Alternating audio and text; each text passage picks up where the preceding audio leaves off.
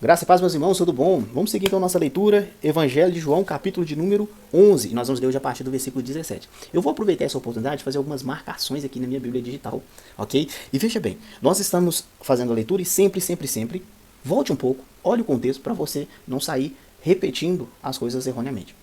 Jesus, ele está fora da Judéia, chegam para ele e dizem, olha, Lázaro está mal, vá, porque Lázaro está mal.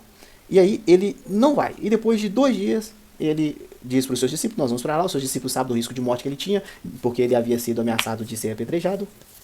E veja bem, ele acabou indo, tá? Ele acabou indo, só que, ou seja, entre o tempo que ele ainda esperou ainda 2 dias e depois o tempo da viagem, talvez a distância era de 2 dias, talvez. E veja que aqui você vai ver então, já dizendo, olha, Jesus, ao chegar, Jesus verificou que Lázaro já estava no sepulcro há 4 dias.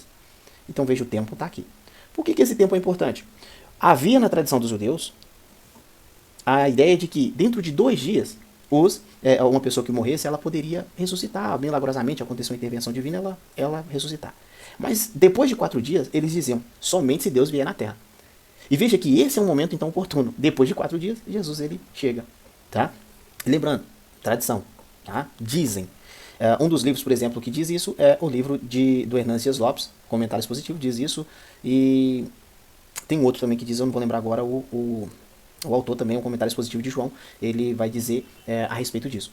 Mas veja bem, aqui vai dar outro detalhe. Betânia distava, ou a distância, né, era cerca de 3 quilômetros. Então, nós estamos falando de uma caminhada aí de mais ou menos, vamos colocar aí 15, 20 minutos, tá bom? 15, 20 minutos de caminhada. Então, era uma caminhada era perto de Jerusalém. Betânia distava cerca de 3 quilômetros de Jerusalém. E o que acontece? Muitos judeus tinham ido visitar Marta e Maria para confortá-las pela perda do irmão. Então, pelo fato então de muitos judeus aqui estarem visitando Marta e Maria, nos chama atenção para um caso aqui. Olha, aqui você tem os judeus, aqui você tem Marta e Maria. Os judeus aqui nesse caso, por que João ele vai dar essa ênfase aqui? E quando ele diz judeus, será que Marta e Maria, ou as pessoas de Betânia não eram judias ou judeus? Eram. Só que esses judeus aqui eram aqueles judeus que já conheciam Jesus. Então, o fato de dizer muitos judeus, lembrando, olha para esses judeus aqui, porque eles têm uma relação com aqueles que Jesus já havia pregado, já conhecia Jesus, então por isso que cita judeus. Todos aqui, ou grande maioria, eram judeus, tá? Só que esse caso, por que João ele dá ênfase? Porque esses judeus são os judeus de Jerusalém que conheciam Jesus e sabiam das obras dele, beleza? Então eles tinham ido visitar Marta e Maria para confortar. Até aí, tudo bem. Quando Marta ouviu que Jesus estava chegando, foi encontrá-lo, mas Maria ficou em casa. Então Marta vai, certo? E Maria fica em casa, ok? Até aí, tudo certo. Disse Marta a Jesus, Senhor, se estivesse aqui, o meu irmão não teria morrido. Então veja que aqui nós estamos no tempo do passado. Mas o que ela diz? Mas sei que mesmo agora, então aqui nós já estamos falando do presente, mesmo agora, Deus te dará tudo que pedires. Então aqui nós temos passado, presente. Disse-lhe Jesus, seu irmão vai ressuscitar. Marta respondeu, eu sei que ele vai ressuscitar na ressurreição do último dia. Aqui ela está falando do futuro. Então veja que em pouco tempo de conversa, Marta ela fala com o Senhor, olha para o passado, se o Senhor tivesse que ele não teria morrido. Olha para o presente, eu sei que se o Senhor pedir agora, o Senhor vai receber. Aí Jesus questiona e ela diz, olha para o futuro, eu sei que ele vai ressuscitar no último dia. Então veja que Marta, até aquele tempo, ela não tinha esperança mais de que seu irmão ele ressuscitasse. Então ela fala, ele vai ressuscitar, eu sei que ele vai ressuscitar na ressurreição do último dia. Essa fala aqui, por mais que, aí você vai ver alguns pregadores que nós estamos fazendo aqui, é a leitura, irmãos, então não é a intenção pregar. Alguns pregadores vão falar, ela estava culpando o Senhor, ela não tinha fé. Calma, nós estamos falando aqui então de uma situação de uma pessoa que perdeu o seu irmão, seu ente querido, ok? E nós não estamos falando de uma pessoa aqui que queria qualquer coisa, não. Ela tinha perdido seu irmão, ela está totalmente desolada, então eu não vou entrar aqui no mérito se ela estava colocando a culpa no Senhor ou não. O que ela está falando, olha, eu sei que se o Senhor tivesse aqui, o meu irmão não teria morrido. Então muda muito a forma como você lê, se você começar a entender o que aconteceu, o que estava acontecendo. Ou seja, a gente está falando de uma pessoa que perdeu seu irmão. Uma pessoa que perdeu seu irmão, ela não tem estrutura emocional nem para expressar o que ela está querendo dizer. Tá bom? Então, faça essa leitura com calma. Então, Jesus fala que ele vai ressuscitar e ela fala, eu sei que ele vai ressuscitar na ressurreição do último dia. Diz então Jesus, eu sou a ressurreição e a vida. O que Jesus está convidando Marta aqui então olha para o presente, olha para o agora. Eu sou a ressurreição e a vida. E veja que interessante, irmão, Jesus ele já se apresentou somente aqui em João, como pão, como água, como luz. E aí vai se apresentar mais pra frente como caminho, verdade e vida. E aqui ele se apresenta como eu sou a ressurreição e a vida. O que eu gosto de chamar a atenção aqui veja bem, o Senhor, ele pode Tá? Não quer dizer que ele vá, mas ele pode se apresentar de diversas formas, em diversas necessidades. Então, quando ele se apresenta como pão é para o faminto, como luz é para quem anda em trevas, como água para aquele que tem sede, tá? Como caminho para aquele que está perdido, como vida para aquele que está morto. Então, veja bem, para você hoje, para mim hoje, talvez é uma necessidade que nós temos do Senhor se manifestar. E o Senhor está dizendo através da palavra dele que ele pode se manifestar como resposta. Quer dizer que ele vai? Não posso te prometer isso, mas ele pode. E meu convite para você hoje é falar, Deus, por meio da sua palavra, eu sei que o Senhor pode. O Senhor já se apresentou de diversas formas. Olha para a minha situação hoje. O Senhor pode. Tá bom? E aí ele diz, aquele que crê em mim, ainda que morra, viverá. E quem vive e crê em mim, não morrerá eternamente. E aí Jesus ele acaba confrontando quem? Marta. Pergunta para ela, você crê nisso? E aí a pergunta que eu te faço é, você que está me ouvindo, crê nessas palavras? Porque de nada adianta, irmãos, o Senhor nos confrontar, nos exortar, nos mostrar através da palavra, e você não crê, eu não creio. O convite é, você crê nisso? E aí Marta vai responder, sim, Senhor, eu tenho crido que tu és o quê? O Cristo, o Filho de Deus, que devia vir ao mundo. Então, aqui ela confessa com seus lábios que ele é o Cristo, ele é o Filho de Deus. Glória a Deus por isso. Essa revelação, Pedro também lá em Mateus 16, vai falar sobre isso. Tu és o Cristo, o Filho de Deus, vivo. E veja que Jesus disse para Pedro naquele momento, não foi carne nem sangue que te revelou isso, mas o Pai. Então, para Marta também, a esse ponto, se ela está dizendo isso, basicamente o Senhor já tinha revelado ao coração dela que ele é o Cristo. Irmãos, de nada adianta o Senhor ele se apresentar de diversas formas se você não o reconhecer como o Cristo, o Filho de Deus, aquele que devia vir ao mundo. Muitas pessoas só querem que ele se manifeste como água, como pão, como recurso. Mas veja, o que a gente precisa, o que nós precisamos é ele como Cristo. Porque o Cristo é o Salvador. Então de nada adianta você ter as bênçãos do Cristo, as bênçãos materiais, ou as respostas de oração, se você não tê-lo como seu Salvador. E depois disso, vai dizer que, olha, e depois de dizer isso, foi para casa. Quem foi para casa? Marta. E chamando à parte Maria, disse, o mestre está aqui e está chamando você. Ao ouvir isso, Maria levantou-se depressa e foi ao encontro dele. Jesus ainda não tinha entrado no povoado, mas estava no lugar onde Marta o encontrara. Então veja que Jesus conversa com Marta, fica no mesmo local. Marta vai dar notícia então para Maria e fala, olha, o mestre está chamando você.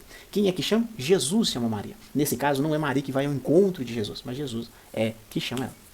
Então quando notaram que ela se levantou depressa e saiu, os judeus que estavam confortando em casa, seguiram, supondo que ela ia ao sepulcro para ali chorar. Então os judeus achou que ela ia para o sepulcro para poder ali chorar. Chegando ao lugar onde Jesus estava vivendo, Maria prostrou-se aos seus pés e disse, Senhor, se estivesses aqui, o meu irmão não teria morrido. E veja que interessante essa parte. Ok, aí, veja que interessante essa parte aqui. Ela também disse a mesma coisa que Marta disse, tá bom? Só que tem um detalhe importante. Maria, ela prostrou-se aos pés e disse, essa mulher, ela tem, é interessante, irmãos, que essa é uma das vezes que ela se prostra aos pés do Senhor. Certa vez, em Lucas vai dizer que Jesus estava na casa de Marta e Maria e ela estava assentada aos pés. Aqui ela se prostrou aos pés de Jesus. E no capítulo 12 de João, ela novamente vai se prostrar aos pés de Jesus. Então veja que o lugar de Maria, sempre ela está posicionada aos pés de Jesus. Havia uma rendição, uma devoção de Maria com relação ao Senhor. Mas ela disse a mesma coisa. É por isso que não faz sentido você simplesmente ler o que Marta disse e falar, mas Marta acusou o Senhor. Mas e Maria? Ela também acusou o Senhor? Veja que o momento, irmãos, é carregado, pesado, é um momento de choro. Ao ver chorando Maria e os judeus que o acompanhavam, Jesus agitou-se no espírito e perturbou-se.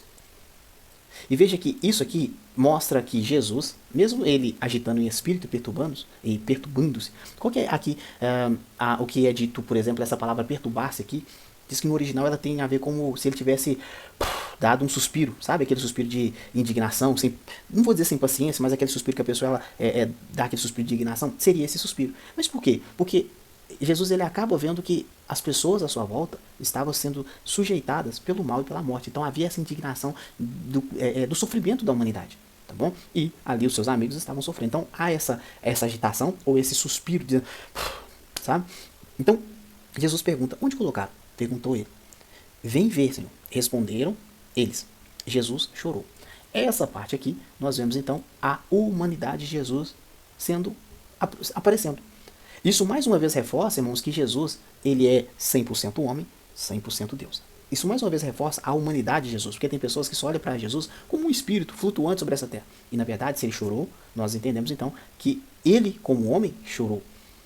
Isso nos leva então a nunca, jamais negarmos a humanidade de Jesus. Ok? Então os judeus disseram, vejam como ele o amava. Então aqui o choro de Jesus expressa então o amor e o carinho que ele tinha por essa família. Mas alguns lhes disseram, ele, que abriu os olhos do cego, não poderia ter impedido que esse homem morresse? E veja que interessante, irmãos, as atitudes de Jesus, elas sempre vão causar essa dualidade. Uns vão aplaudir, reconhecer, outros vão criticar e sempre criar um problema. Isso serve para mim, serve para você. Você de um lado pode reconhecer que o Senhor, ele é maravilhoso, veja como o Senhor nos amou, ou que o Senhor ama determinado irmão, determinada família. Ou por outro lado, você pode ser aquela pessoa também que pensa, mas se ele ama, por que alguém morreu? Se ele ama, aquela pergunta que as pessoas fazem às vezes, se Deus ama tanto o mundo, por que existe o mal no mundo? Então, se você tiver os olhos bons, se o seu olho tiver, se os seus olhos forem bons, todo o seu corpo terá luz.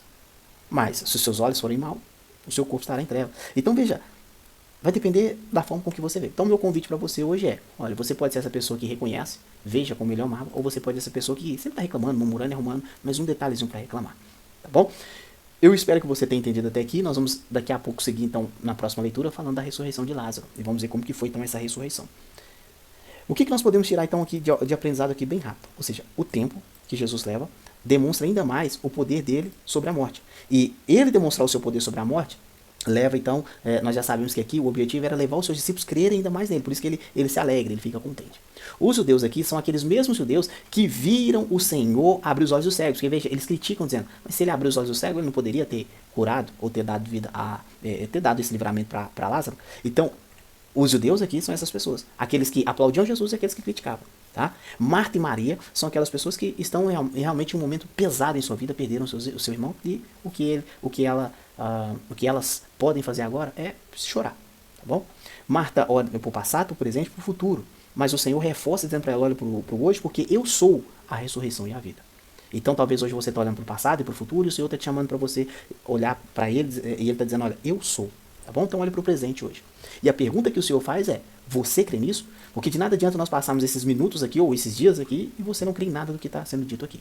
Pegue isso como verdade para a sua vida e viva ela. Tá bom? Aqui é a confissão então de Marta, dizendo que tu és o Cristo, o Filho de Deus, que havia de vir ao mundo. Os judeus novamente aparecem aqui, aqueles que viram o cego enxergar, aqueles que viram o cego voltar a ver, ou voltar a ver não, ou ter a vista restaurada, ele deu vista ao cego. Maria, mais uma vez, prostrada aos pés do Senhor, ou seja, ela era aquela pessoa que sempre estava ali prostrada aos pés do Senhor. Jesus, ele agitou o seu espírito e perturbou-se, mas com indignação de ver as pessoas sofrerem por causa do mal.